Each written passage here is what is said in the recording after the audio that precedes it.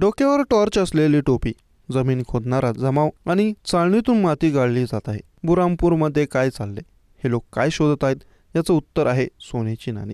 रात्रीच्या वेळी बुरामपूरच्या असिरगड गावात सोने शोधण्यासाठी लोकांची गर्दी जमली. याला छावा हा सिनेमा कारणीभूत असल्याचं बोललं जाते.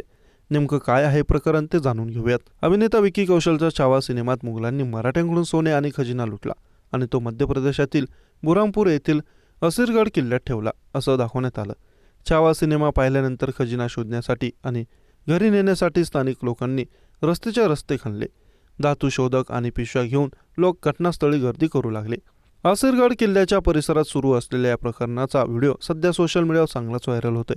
हा देश किती अशिक्षित आहे आणि देहाती झाला आहे हे पाहून माझे हृदय तुटतं, असं अनेक प्रतिक्रिया सोशल मीडिया पाहायला मिळत आहेत.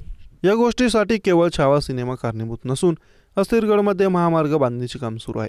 काही महिन्यांपूर्वी येथील शेतात काम करणाऱ्या काही कामगारांनी मातीत सोन्याचे नाणे सापडल्याचा दावा केला होता.